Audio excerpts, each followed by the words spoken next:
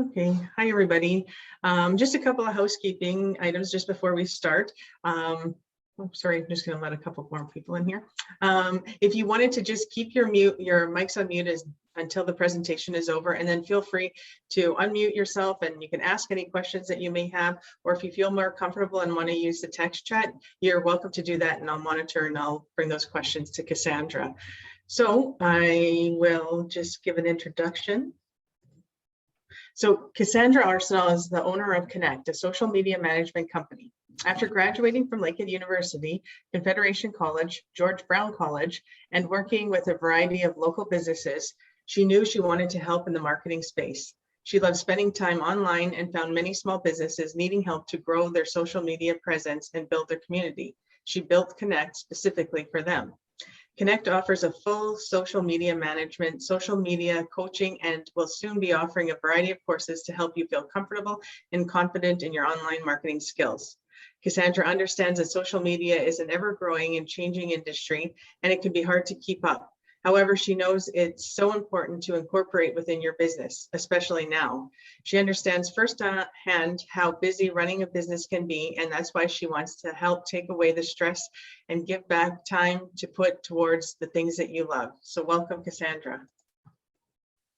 Hello, everyone. Thank you so much for having me again, Lori. It's always a pleasure to hang out with you guys and teach you something new. And you guys always have some great questions for me. So it's so nice to see some familiar faces and see some new guys here as well. So thank you, guys. I'm just going to share my screen here. I have a double monitor, so if I'm looking that direction, that's why I'm not ignoring anybody. Okay, let me just, Zoom always makes everything so tiny. There we go. Okay, so today we are going to talk a lot about content writing. We're going to talk about copywriting. We're going to talk about hashtags. Last time I did a workshop with you guys, we got into a hashtag discussion and I was like, hey, maybe we could do a workshop all about that kind of stuff. So we're going to talk about that stuff today. If you have any questions, please feel free, write them down and we'll answer them at the end. Sometimes, when we get into questions, I might answer them later on in the presentation. So we'll finish this up and then I'm happy to answer any questions that you might have about today's presentation or social media in general. So let's get into this.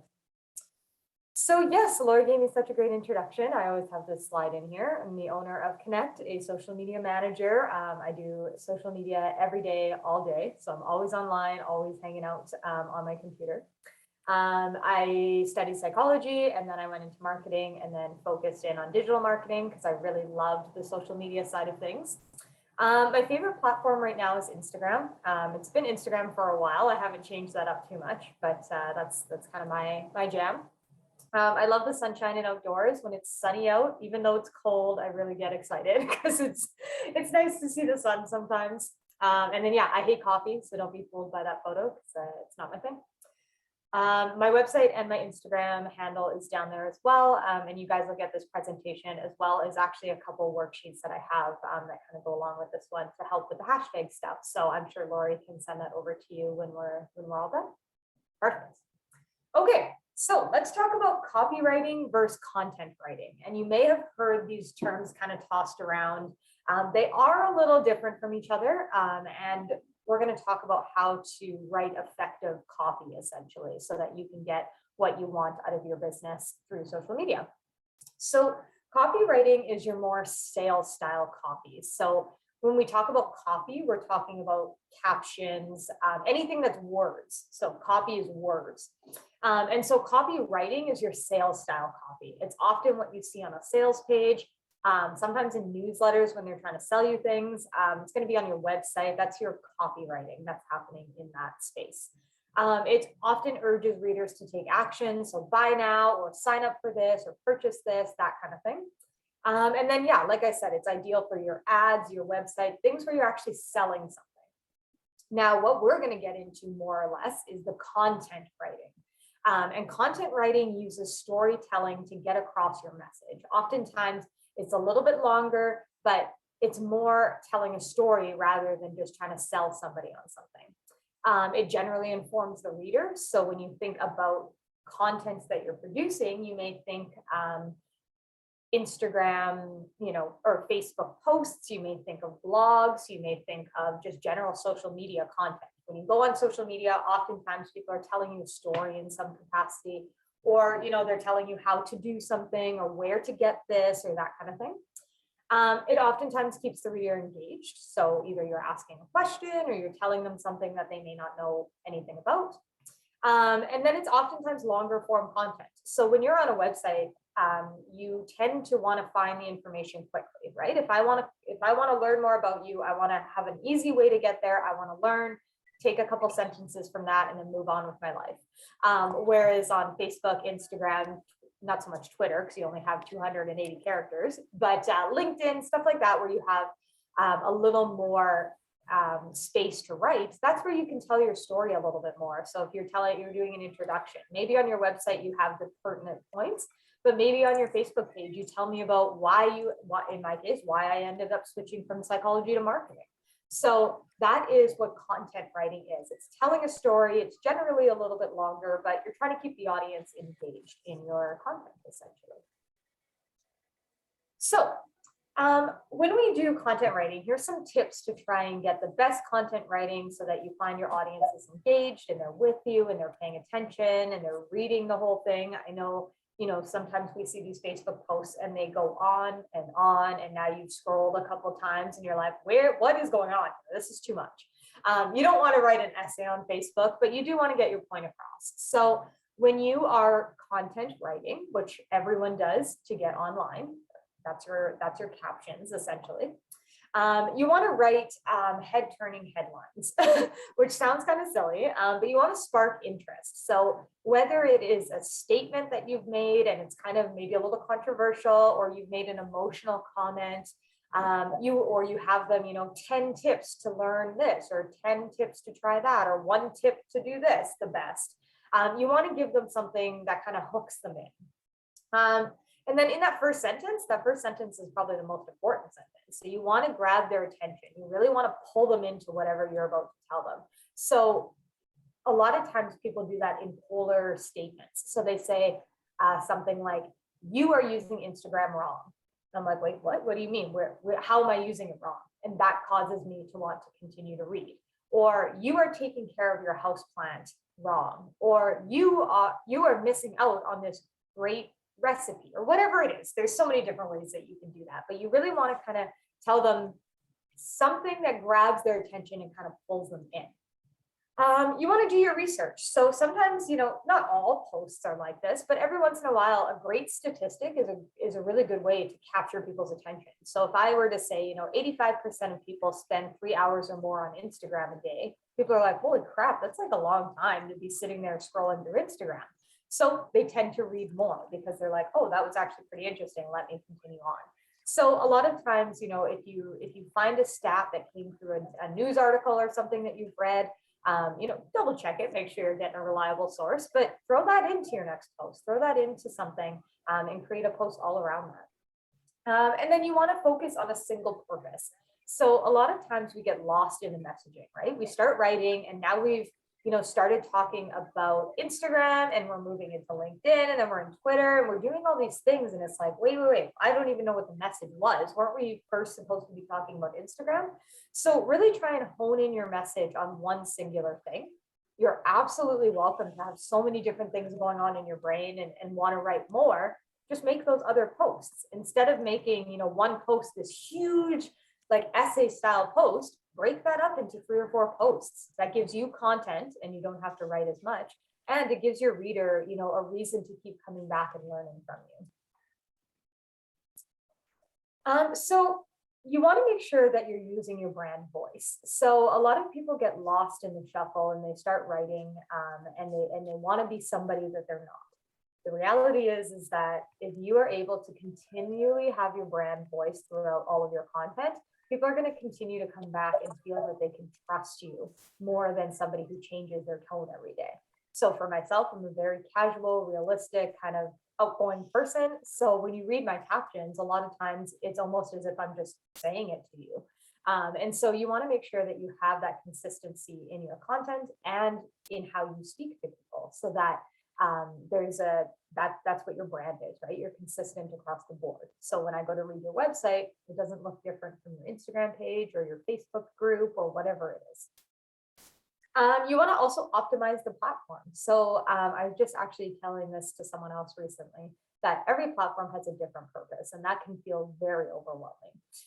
But when you think about it in its very like naked blank terms, if you think about TikTok, you're thinking about short form video. When you're thinking about YouTube, you're thinking of long form video. Think about Instagram, it's often photos and videos. Facebook, it's kind of a mixture of really everything.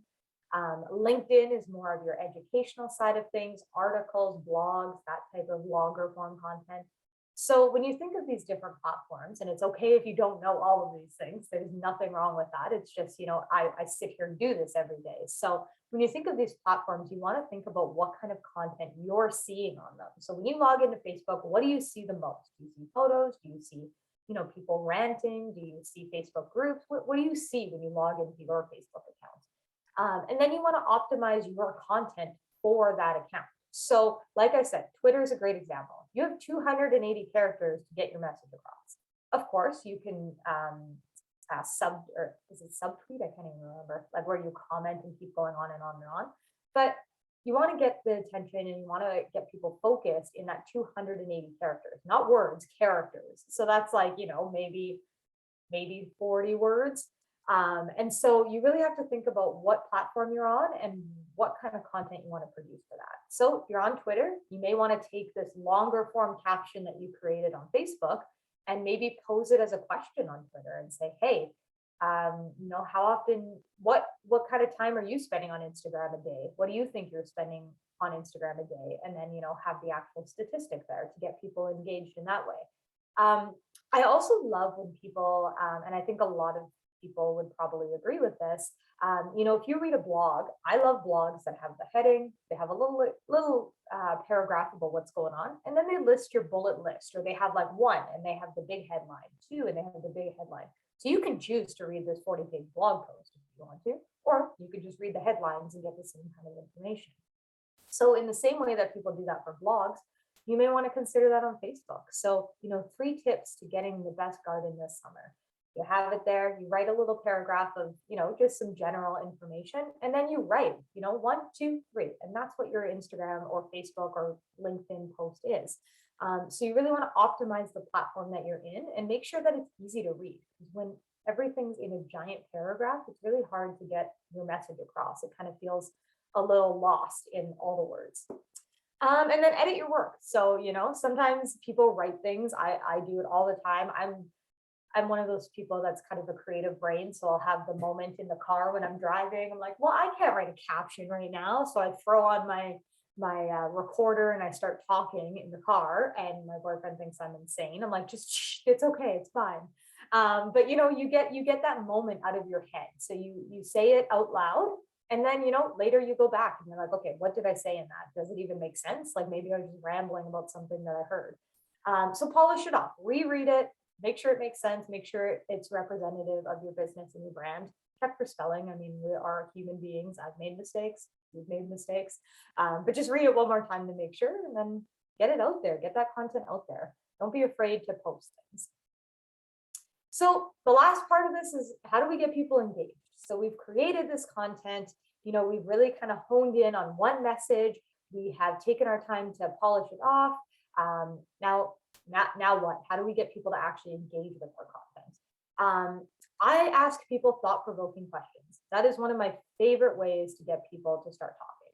I just ask them. I'm like, hey, something similar like, how long do you think you spend on Instagram? Or do you think Facebook is going to die in the next year? Or I don't know, anything. You could ask them literally anything. Ask them that thought-provoking question at the very, very top of your caption, because oftentimes people may not read the whole caption. And so instead of losing them at the end of that caption and now nobody has engaged with your question, ask it at the beginning. That's the first thing they read, is that question.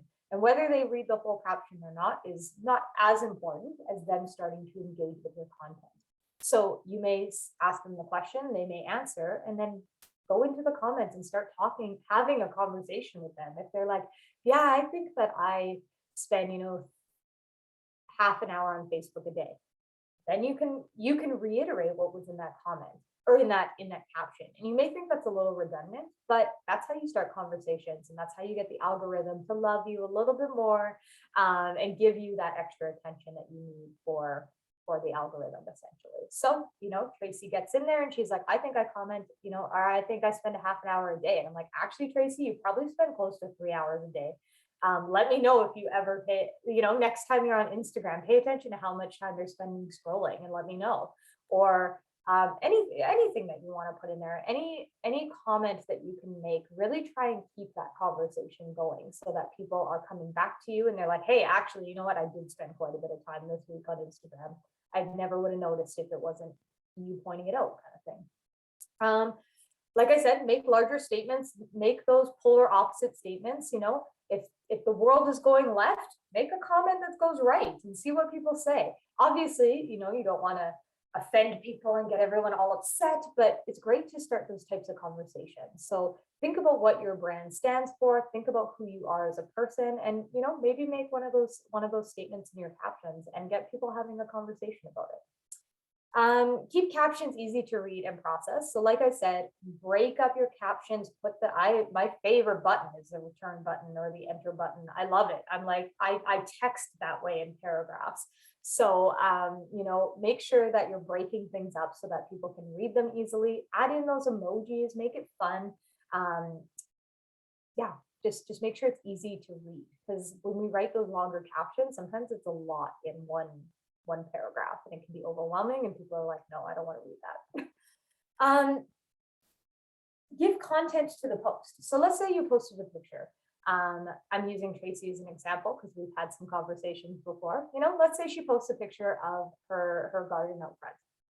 Okay, great, beautiful photo. I love it. But what are you doing? What's going on? Tell me something about this garden. Tell me, how you created it, or why you chose a specific plant, or, how I should create a garden like that. Tell us something about the picture or video or whatever type of content that you put in there. Tell us something about it. So on LinkedIn, you may find a news article or a blog post or an article that you really enjoyed. You're like, wow, actually, I learned a lot from that article, and you want to share it on your LinkedIn profile.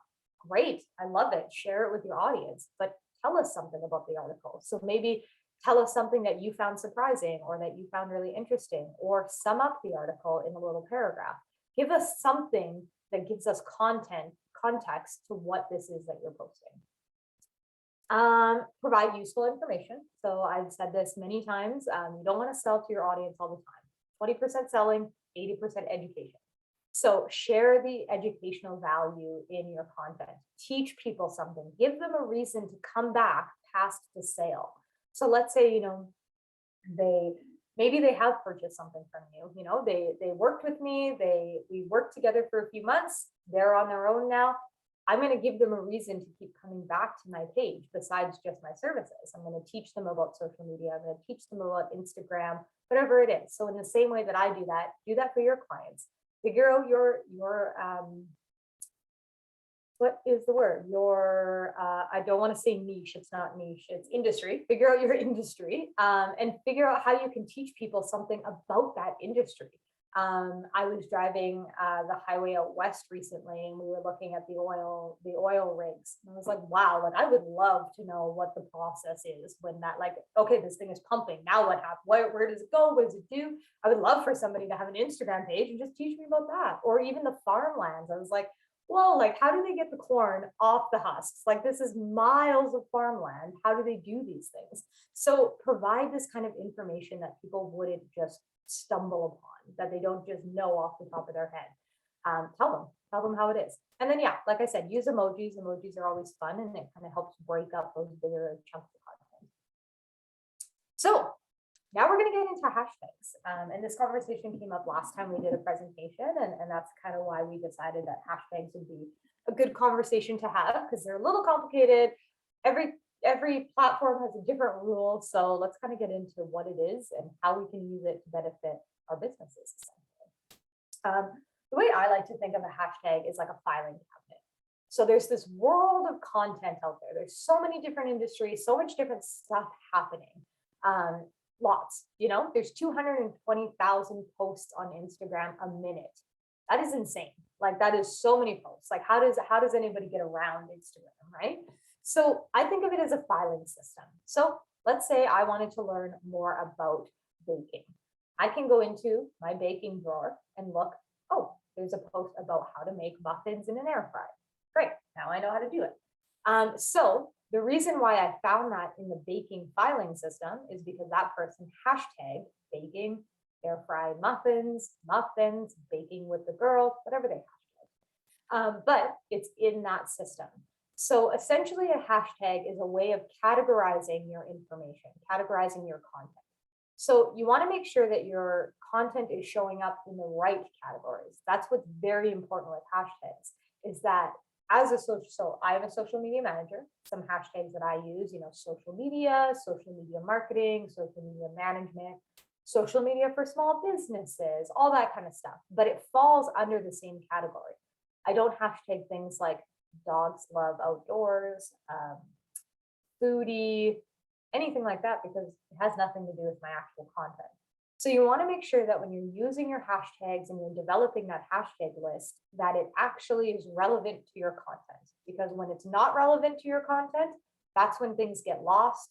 You start attracting the wrong audience to your pages, and it just doesn't make sense for the algorithm. And they kind of get mad at you and they push you away. So essentially, it's your keywords or phrases that you use in your business. So I always challenge people to sit down and write a list. Write a list of things that come to the top of your mind when you think of your business. Social media management, manager, small businesses, entrepreneur. Like, what are the things that you in your industry, write it down. Write down all the keywords that you can think of that people have either called you, they've used for you, titles that they've used. When they search you, what comes up, how do they find you, all that kind of stuff. And then with your hashtags, your posts are no longer limited to just your audience. So that's the benefit of hashtags, is that they're no longer just your audience that's seeing your content. You have this wider audience that can find you with these hashtags. So if I go into the search engine of Facebook or Instagram or LinkedIn or Twitter or wherever, and I search hashtag Thunder Bay, all these posts are going to start popping up that have used that hashtag. I may not be friends with them, I may not be following them, I may not know them from a hole in the ground, but because they have used that, I am now exposed to their content. So there's 3 families of hashtags. You have your content hashtags. These are the things that are directly related to your product, your service, your industry. So when you write down this list, likely they are going to be your content hashtags. Not oftentimes that's what they are. It's just natural to think that way. That's what they are. So that's things, like I said, social media manager, marketing for small businesses, that kind of stuff. Then you get into the trending hashtags. Now, the trending hashtags you want to be careful with, because in the same way that you don't want to start using hashtags that are irrelevant to your content, people get sucked into this trending hashtag too, because they think that it's going to push it out to this wide audience and they're going to be famous. It's not how it works. Your content has nothing to do with that trending hashtag. You're going to get lost in the shuffle. So these are hashtags that end up being popular. So maybe somebody famous proposed to somebody. Betty White died. I'm sure that was a huge trending hashtag. COVID-19, because we're in a pandemic. So there's so many, sorry guys, there's so many different hashtags that come up. And they're trending. They happen every day. There is a new trend that's coming out. There's a new product that's coming out. There's a new headline in the news that's coming out. So when you think of trending hashtags, they're usually 48 hours that they're really popular. They're something has happened that's big in the world. Trends. Black Lives Matter was a trending hashtag until it became a whole campaign. So it happens. It's trending. And then it dies off and it just becomes nothing.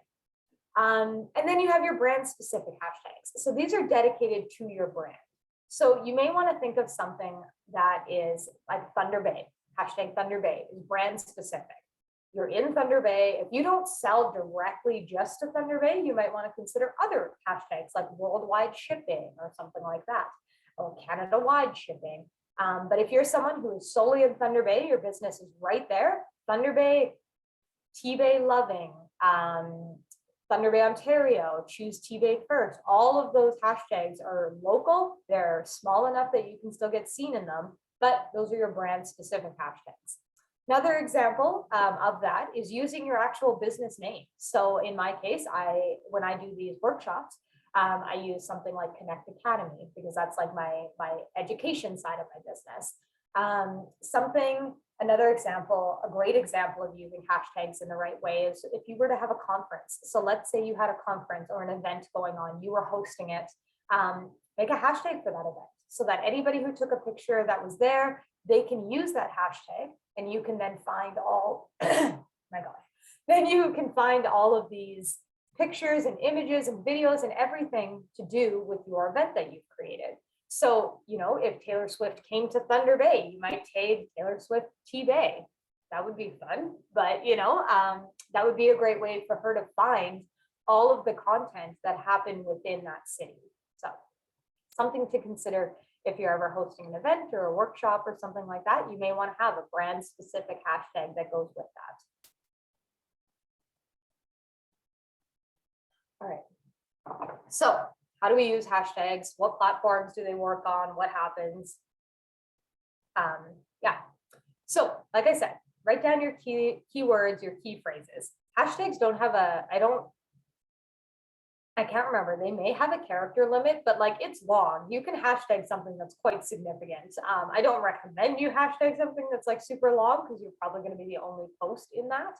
And we're going to talk about that a little bit later, but you have space to hashtag things. So Facebook, don't hashtag things unless it's a brand specific hashtag. Hashtags don't really work as effectively on Facebook. A lot of times, people post, they share something from Instagram. So all the hashtags come in with that. You don't need to do that on Facebook. If anything, 3 to 5 hashtags can go on Facebook that would be effective.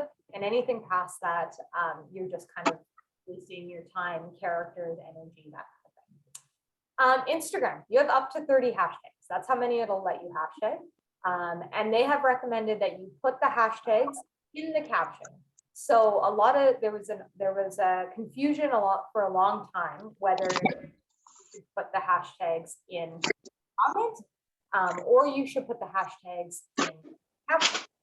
And they have decided that the caption is where they go. So you can write your caption and then I would indent a couple lines or return or enter or whatever you want to do. Enter a couple lines and then copy and paste your hashtags right underneath that and share it that way.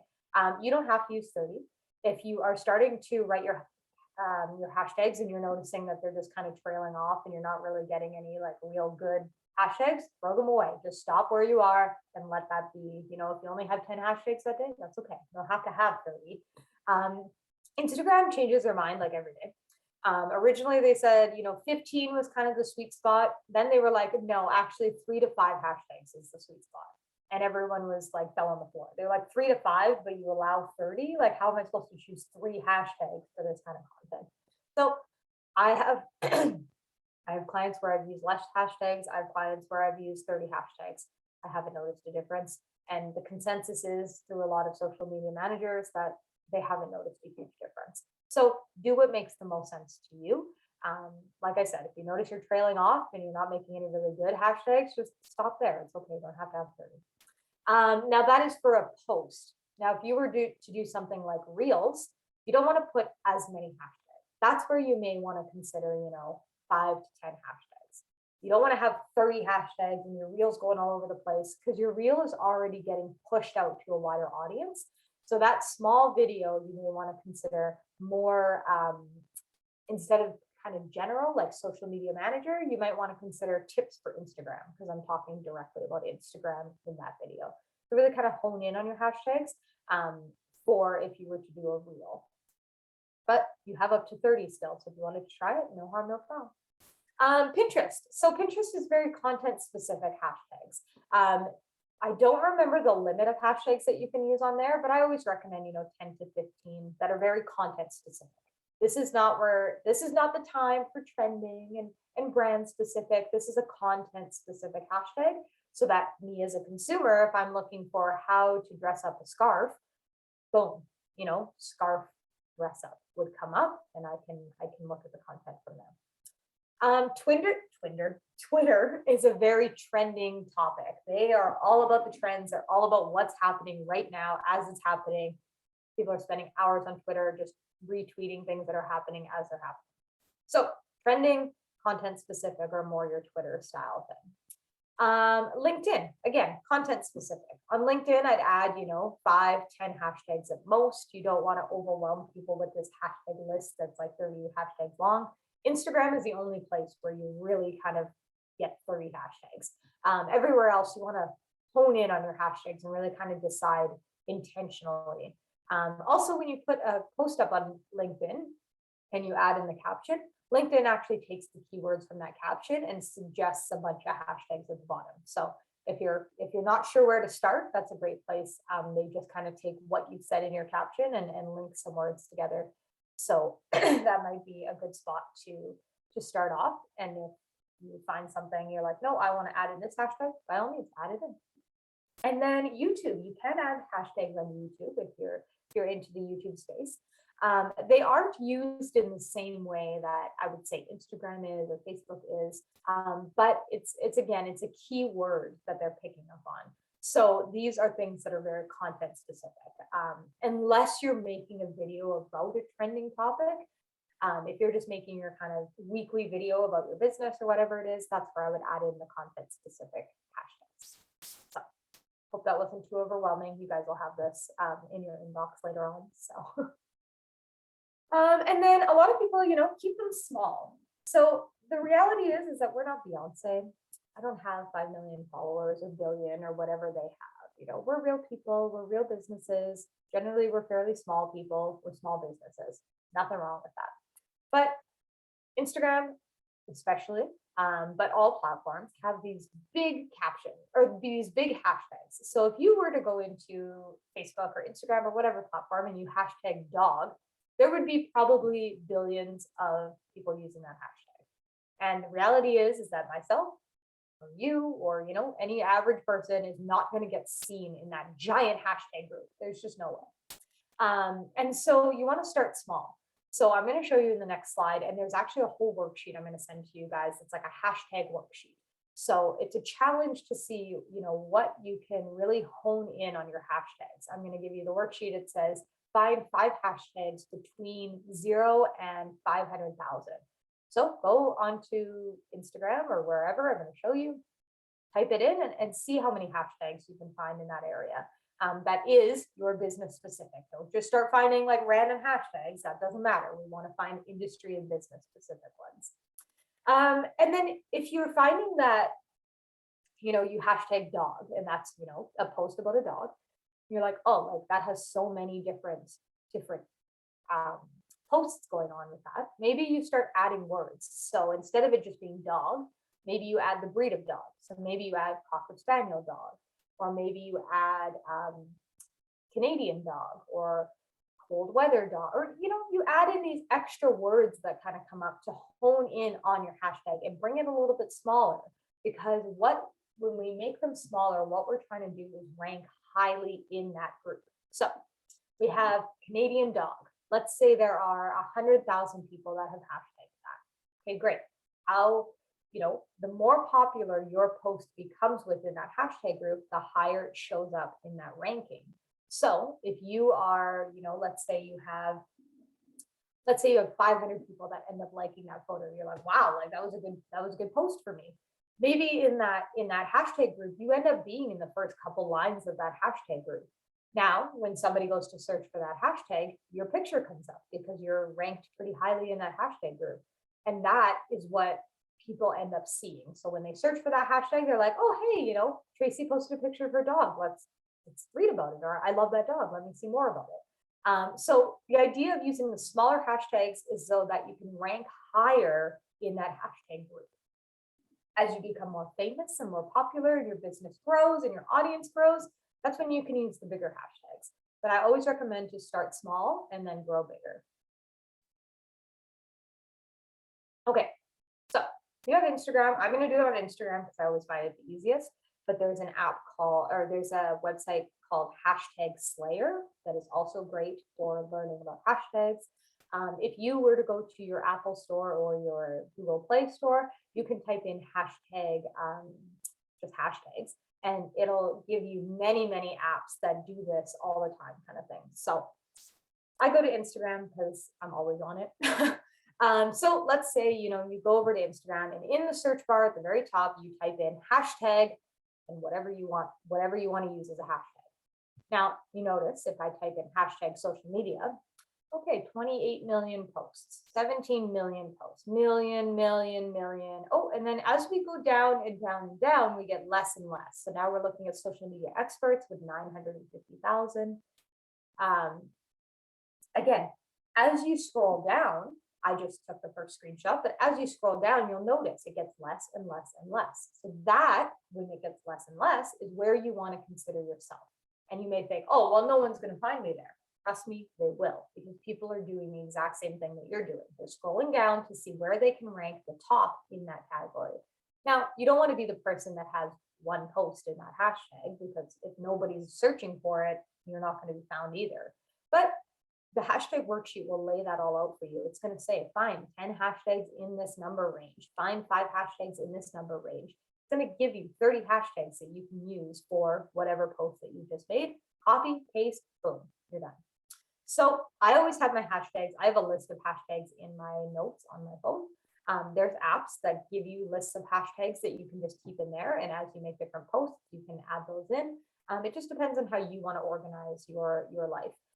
When I schedule posts, I tend to put them right into the post on the back end of Facebook Creator Studio. But when I make native posts on my phone, I have it right saved into my thing, and I just put them in like that. So again, scroll down to the hashtags, figure out what hashtags makes the most sense for your business. Now, for me, social media agency, that doesn't make any sense for my business because I'm not an agency. I'm a solo gal. I don't have people that work for me. So social media agency, I wouldn't hashtag because that's not what I am. So when people come and they're like, oh, I want to work with an agency, and I show up in that category, and now they're all disappointed that I'm not an agency, doesn't make any sense for them. So instead of wasting my time and their time, I'm just going to post what I am and what I do and what my business is. So sharing our story is one of the greatest gifts. At the end of the day, really kind of share your story through these social media posts, whether it's in your captions, in your hashtags, in your videos, in your content, whatever it is, really kind of share your story and connect with people, because that's what's going to bring your business to the next level. Be real with people. I am a person that's real with people. If I'm having a crappy day, I get on my story and I'm like, you know what? Today just sucks. Today is a hard day. And as an entrepreneur, we all have those days. Recently, I had a family member pass away. I got COVID. We're trying to move into different places. And so there was a lot happening. I haven't posted since like the end of November. And I told people that. I was like, it's a rough time in my life right now. I'm going to take a break from social media. I'll be back stronger than ever in 2022, but I need a moment. Share with people. We're all real human beings, and we all will connect with that more than, this fancy picture that you took on the beach and you made this perfect caption. Just be real, be authentic to who you are. Obviously, we all have pretty beach photos, but at the same time, you want to be authentic to who you are and share your story as a whole. Okay. So yeah, I guess we're into the questions. If you guys have any questions, I know I kind of talk a lot. I know some of this content can be a little overwhelming, so feel free to tell me what you want to know more about. Yeah, for sure. Anybody has any questions, please, you can unmute yourself and ask away, or if you want to use the text chat, I'll look in the chat for any questions. I have one quick question for you, Cassandra. Hi. Hey. When you're planning your social media content, how do you do that? Do you, I think in the last workshop, you showed us a calendar and that, but when you're actually writing it out, are you writing it out or typing it out separately and adding it after the fact, or are you adding it directly to your social media screen, like Instagram or Facebook? In 1 second, I'll show you right now. Okay, so for my clients, for myself, it's a Word document. I'm gonna be real with you guys, just a Word document, nothing fancy, no fancy system. There are many systems out there. But what I do is I write, who I'm writing it for, what month we're in. So if this was me, this would be mine. what the day is that we're going to post it on. The caption is here. I add in the image so that they can see it. And I go to the next day.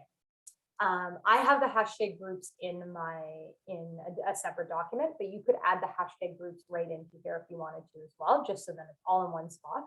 But I try and keep it pretty simple. There are programs that you can use. Trello would be a great one. Something like that, where it's like this calendar.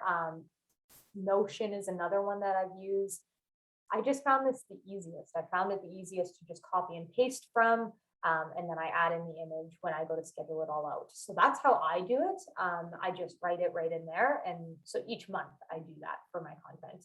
If you were to do that weekly, let's say you make 3 posts a week, that's three posts you're making, right? It doesn't seem as overwhelming when you think about it, when you're like, okay, if I make 2 posts a week in a month, that's only 8 posts. I could sit down on a Sunday afternoon and write 8 posts. But yeah, I just do it right in a Word document. So it's easy to copy and paste and either put it into Facebook Creator Studio, which is what I schedule from, or if you just want to post it that day as you go, then you just copy and paste it from the document and go ahead. And the nice thing is too, is Google is on your phone. You can get the Google Docs app right on your phone. So if you were, out and about and you just wanted to post it in your hand, you can do that too. So does that make sense? Perfect. Thank you. Yeah, of course. I have a question. Hey. I know this is pretty broad and I hope that it's not too intrusive. If you're setting up a budget, like I'm really not good at social media, what Okay. kind of numbers would we be looking at and sort of how involved does it all get? Yeah, so it really kind of depends on what business, if you're going through someone like me, who's just me, myself, and I, or you're going through an agency, there's different pricing. It can range, where my pricing, I have always been a person that believes in being affordable for the smaller businesses, and that's why I built my business. Trust me, I'm not living in a mansion, not my thing. That's where, it's somewhere between $350 a month to $800 a month. You could get into an agency price where you're paying $1,200 a month to probably, $5,000 a month. It just depends on what your budget is, where you want to be, and what that looks like, and who you want to work with, essentially. But generally, what I like to do with my clients is we sit down, we have a meeting, we talk about what our goals are with social media. We're like, okay, what do we want to do? What's the business about? Tell me all the things that you have been through in the last, 10 years, 5 years, 2 years, whatever. So we get to know each other. We do that kind of thing. From there, I do monthly content calendars. So we sit down and we're like, okay, let's look at February. What's going on in February? Do you have a sale coming up? Do you have a product that you want to promote, service that you want to do? Let's look at that first. That's all our salesy stuff. And then let's look at what you want to educate people on. Tell me more about your industry. Tell me that kind of stuff. And from there, I take all of that information and I create you this content calendar. You create the images, unless I need something from you. If I'm like, Tracy, in the case of Tracy, I'm like, hey, I need a picture of that garden. Can you grab that for me? Or do you have a picture of that? Otherwise, I create all the content on my end, schedule it all out. Before I schedule anything, obviously I send it back to you guys to make sure, hey, this looks good. This is written right. You feel that this is in your brand voice. And then from there, it gets scheduled out. So if you don't want to look at social media again, you never have to, kind of thing. Or we can work together and just do the strategy side of things. If you're like, no, I actually really enjoy the posting part of stuff, I just don't know how to do that, then we can do that too. So it just depends on what you need for your business. And it can be as involved or as least involved as you want to. It's really up to the client. So does that make sense? Great. So like a coaching kind of thing is another opportunity. Absolutely. Okay, great. Yep. Yeah. So it just depends. Thanks. On what Well you done. need. Yeah. Great. Thank you. Does anybody else have any other questions?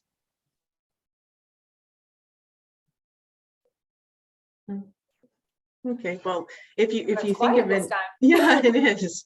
I mean, that was a lot of information, and I didn't know really much about that. And from our your last presentation, it was great to have this information. I don't know, Tanya, did you have a question? I do. Thank you. Great presentation. I really enjoyed it. Very informative. And I think rather than just sitting back and listening, I'm going to take advantage of your expertise and Absolutely. ask you, because maybe in my question, someone else can use it toward their business. But just for an example, I don't use Instagram a lot. Okay. But if you were a small business by like selling mid-century modern furniture and looking to leverage Instagram, because I know so many businesses are getting the majority of their clientele from Instagram, what type of hashtags would you use? So there's a few questions in and of that. Are you just selling to Thunder Bay, or are you selling a wider audience? I'm mostly selling a list out of Barrie, Okay. primarily. However, that being said, I've had people come from Montreal, Ottawa, Toronto, Raleigh, Yeah. North Carolina is my Nice. furthest. Cool. Yeah, So now that you know that there's people in those areas that are interested in that, I would consider looking into their hashtags. So, Ottawa furniture or furnishing your home. And it depends. I would need to like take a look at Instagram and see what the hashtags are. You may want to consider that. Also think about the type of furniture that you have. So me and my boyfriend were just looking for a futon. I was like, I just want a cheap futon. Like I don't want anything crazy expensive. Just it's for the spare bedroom. When we get there kind of thing. And so, a quick little hashtag search, futon blank in wherever we are, or so that's what you would type in, futon Thunder Bay, for example. Yep. And you would, if you, for example, since you are in the market for such an item, would you go? Is that the location that you would go to? Instagram? It's not, so for me, I'm a little bit on the older side of the younger audience. So I didn't grow up with computers and stuff like that. So this whole social media and how this is developed, I'm a different audience than the younger generation. For myself, my first spot is, Facebook Marketplace for a used one, or a website. I look at websites first and foremost for something like that. If I was looking for inspiration for interior design or how to dress up by futon, that might be something that you might want to consider too. So if you're on Instagram, you may want to consider posting photos of these items in a setting so they can actually see how the items are used. And then your hashtags are your location-based hashtags, and then a little more specifically, sorry, did you say vintage? Yeah. Yep. Okay. Vintage, mid-century. Yeah, so mid-century furniture, vintage furniture, throwback to the 90s or something like that, where you're getting kind of a little bit of, because Instagram is a worldwide audience. You really have kind of the worldwide audience feel. And the benefit of your business is that right now vintage is trending, right? And so for my generation, people are like, yeah, I totally want this item from the 90s or the 80s or whatever it is. 1,000%. Tons of my clientele are young people coming from the GTA or Sudbury or wherever. Right. So another thing that when you're thinking about hashtags is you can go to other vintage stores. So go to other, mid-century stores or vintage furniture stores and take a look at their hashtags that they're using. See what's popping up in that too. So it just depends on what the business is, but I would definitely consider location-based hashtags. And then, your throwback, vintage, that kind of stuff. Okay, well, awesome. Thank you so much. Yeah, I appreciate it. No problem. Any other questions? No. Well, if you think of any questions, please reach out to Cassandra. Did you want to drop your contact information? I'll send over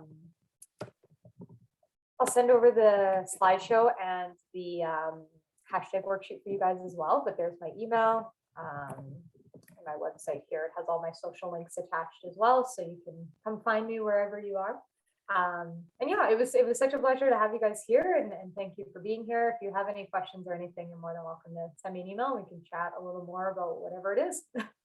Sounds good. And there was so much good feedback, and they really appreciate you I appreciate you helping them guys. out here. Yeah. So Yeah. thank you again. And thanks everybody for joining us today. And we'll see you everyone next week.